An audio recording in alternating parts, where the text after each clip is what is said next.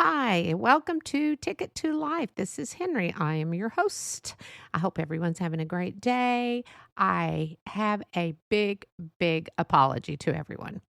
No, I did not hurt anyone's feelings that I know of, but I would like to apologize for the podcast, that I did last week. It was, 2 weeks ago. Charisma. It was the one that was published on the 22nd. Charisma and manipulation. Well, let me do a little brief explanation of what happened. I was still feeling under the weather and didn't realize that my settings were not set correctly. So, if you haven't heard last week's podcast called Charisma and Manipulation, and if you want to hear it, you can, but I actually sound like I'm in a tunnel or in a bathroom or I'm talking in a tin can. You can hear my notes rattling, and I'm bumping into the mic. Amateur, get her off the stage. I I know I could have re-recorded, but honestly, I don't read with a script. I always have my notes, my bullets. I have you may hear paper rattling sometimes, but I I just didn't realize the settings were wrong.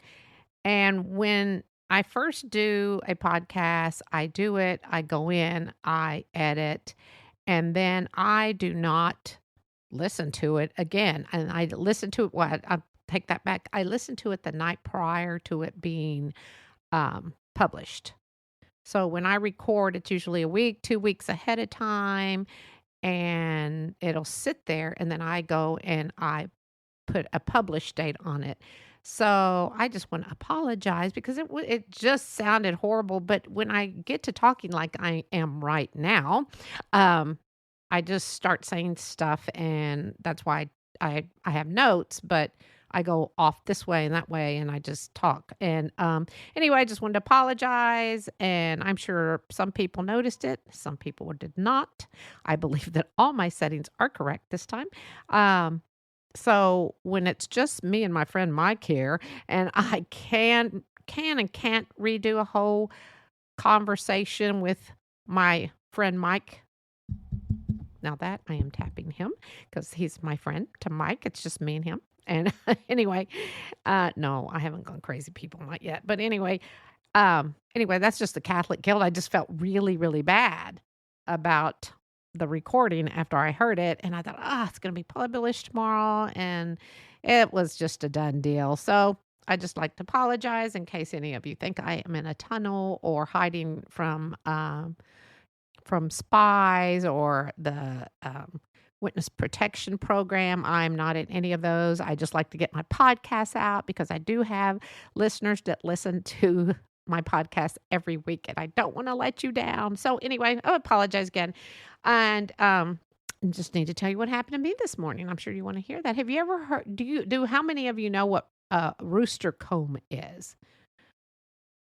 It's that red little thing. They have the little cartilage on their head and their little thing that hangs like a turkey. Well, I have arthritis in my knees.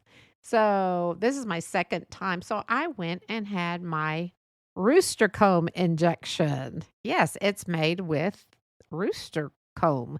So it's worked for me pretty well. You have to have it done twice a year.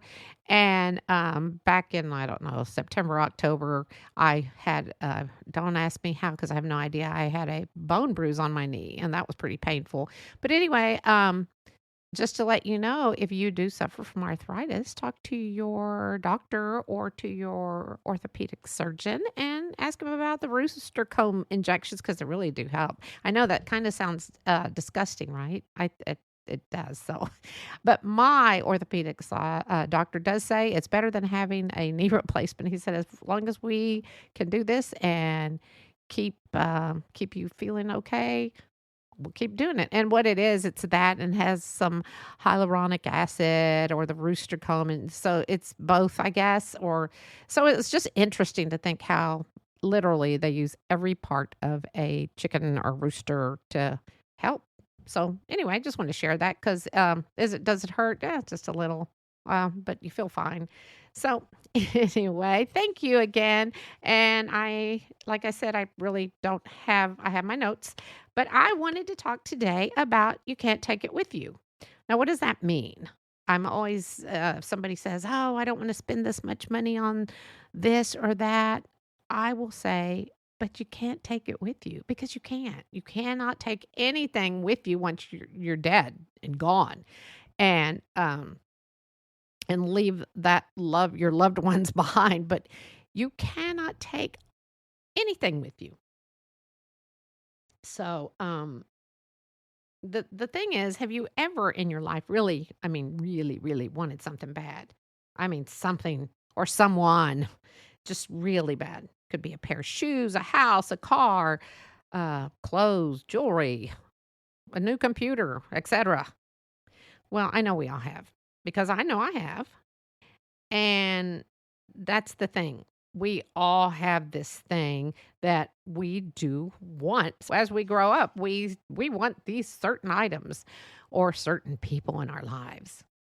But then sometimes once we have that certain something or someone, we realize it really wasn't worth the purchase, or it really wasn't worth getting involved with that person, or you may wind up getting your heart broken. So you have to be very careful in life. I know we all know this as far as human feelings. Because if you've ever had a heartbreak, you know it hurts. It's like, ouch. But materialistic things, you can't take those things with you. Now, of course, you always hear about Dateline 2020, some of my favorite shows. You hear about these horrible things of murder suicide. Well, if I can't have you, no one can. And they wind up killing their loved one or their spouse and themselves. I've never been in that kind of a position. I hope I'm never in that state of mind. But if you're that unhappy, go find help. As I always say, there's always help for anyone feeling this way. But you should never consider hurting that other person because you are taking that person from their family, their friends, their coworkers. And I just think that's just awful. But I don't know. I didn't mean to go exactly there. But anyway, so we all do love materialistic things. We do. I think that I'm not one that I need to be to keep up with people like, oh, look, they just got a new car. Let's go get a new car. Oh, she got this ring. I want this ring. Now, there's some certain silly things maybe, but I'm not a real trendsetter or a fashionista. So I just kind of am who I am. But a lot of people have to have what other people have.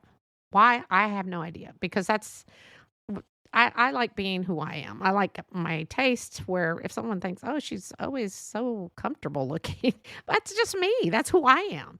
And our house, we've got a beautiful home. I think it's a beautiful home, but we have a lot, and I mean a lot of things in our house. I think I've mentioned that before, that when my husband and I go to the great beyond, yeah, I feel so sorry for our kids. I think they should just sell tickets, and I probably have said this before because I'm always saying this, at the door and welcome them as though it's a museum, because we just keep a lot of things that are important to us.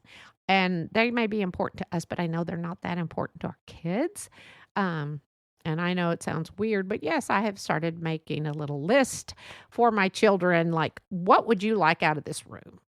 Oh, you want that? Okay, that's yours. Okay. And I hope, again, if they are not to bicker once we're dead and gone, because I will come and haunt them. I swear by that. I don't know if that's possible, but I'll do something. But anyway, okay, I'm getting back into over everything else. But anyway, I can't take anything in this house with me. When my day comes, I cannot take it with me. But I will tell you, one of my things that I love are shoes. I do have a friend, and she really loves shoes. um, she has a room full of shoes, and they're just so much fun. And I just love to. I've only been to her house a couple of times, but well, a few more than that, but it's great. She has this beautiful room and they're all organized and she has shoes everywhere. Now, I do have a lot of shoes, but not as many as that, but I have one too many pairs. That's what I can say. One too many pair, excuse me. I can only one pair of shoes at a time. I go into my closet and I look. I have boxes of shoes that I have worn. I have worn all my shoes, but it's like you have certain shoes that you wear to a big event and you maybe just wear them once a year. I'm not getting rid of those. I have several of those shoes, but then you have your winter boots. And I'm not getting rid of those either. But so that's what I'm saying. I can't take these things with me. But I will tell you, my go-to shoe is my Asics. Love my Asics. And I am not promoting them. I'm just telling you that's the shoe I love. They are not sponsoring me or anything. I just love Asics. And I have 5, 6 pairs. That's a lot. But I know there's people that have that's all they have, like hundreds and hundreds of shoes. But that's my thing. I just love Asics. So you look at my shoes and I'm like, well, what are you going to wear? And then, of course, during the summer, I wear nothing but flip-flops or sandals. But how many can you wear? Where I'm getting is that I can't take these with me. I cannot take these with me. And I don't know if I see some cute shoes, I go and buy them. And I have a big foot. I wear a size 10, 10 and a half. So it's not like I can hand these down to my daughter and daughter-in-law. Why, you ask? Because they have baby feet. Tiny feet. So my daughter has a small foot. My daughter-in-law has a small foot. So if you know anyone with gargantua feet like me, contact me and I'll leave my shoes in my wheel for you. But anyway, so I just really want to say, I really think that in a way that my husband and I are kind of like hoarders. We've got so much stuff. If you've seen that picture on Instagram about where I record and you see all our Blu-rays, yes, I still enjoy buying Blu-rays. I love having them, and yes, they're alphabetized. And I think maybe we're hoarders, but we're organized hoarders. Is there such a thing as that? I don't know. But once a year, I'll clean my closet out, and I'll think, I'm going to get rid of some shoes. I'll get rid of one pair maybe. But these are the things that I have to remember that I can't keep buying because I cannot take these silly things with me. But anyway, I know silly for some, but it's just kind of goofy. I just think about myself sometimes, like, what am I doing? But I'll tell you who had the right thing going. And that was Steve Jobs, the guy from Apple. Now, he was smart, I guess he wore a black shirt and black pants all the time or jeans, something. I don't know. It was a little dress. No, he did not wear dresses, at least that I know of. But what he wore was smart. It was like a uniform because he would wear these all the time, the same thing. And I mean, it's really smart if you do think about it. You wear the same thing. Hopefully he had more than one. He would wear, I just looked at a black turtleneck with jeans. And I mean, they look nice. So no, I'm not going to wear, I used to love turtlenecks, but I don't have any anymore. But anyway, so that's really smart. So I'm thinking that now that he's in heaven, I'm sure he's had to change his attire a little bit. So he's probably wearing all white. I mean, if I guess I could get used to white. Look at me. I'm so certain I'm going to make it up to those pearly gates. I'm funny, aren't I? But anyway, I just think that it's so important. There was one, I don't remember where I heard it, but someone said, you can't take it with you because I've never seen a U-Haul trailer going behind a hearse. You can't take all this stuff. And I know some people make so much money, they don't know what to do with it.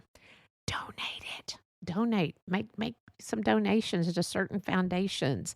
You could make a donation to the ATO foundation.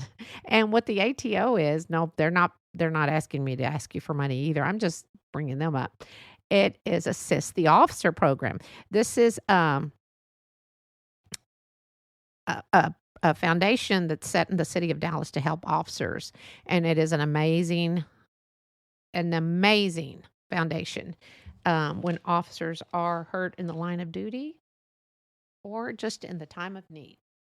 Um, and they have a podcast, and I think if you are into law enforcement stuff, and it is stories of officers and stories of what they do.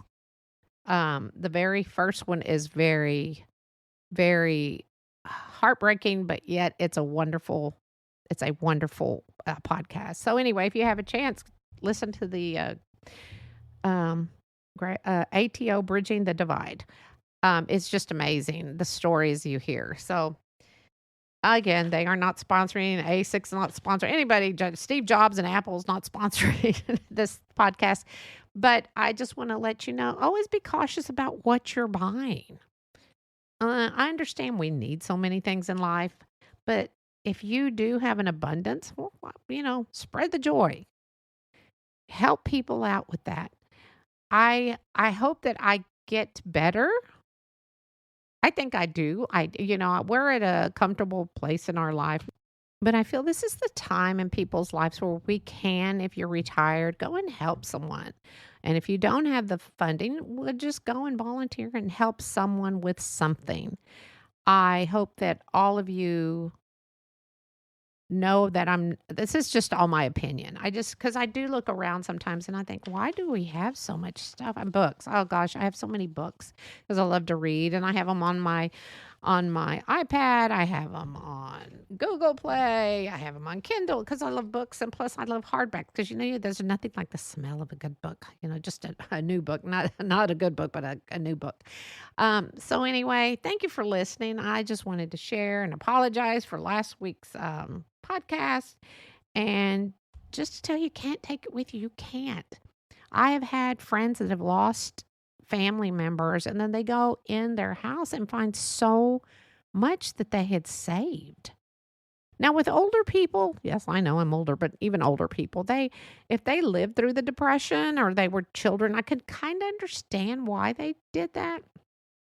But anyway, because they did have a hard time. But I want to thank you again for always listening. And this is my opinion. Of course, like I said, I hope that you have a great next 24 hours. Just rethink the next time you're thinking about buying an extra pair of shoes. And I hope that you find your blessings, and they're probably in your closet like me. I've got so much stuff. So until next week, take care and have a wonderful week.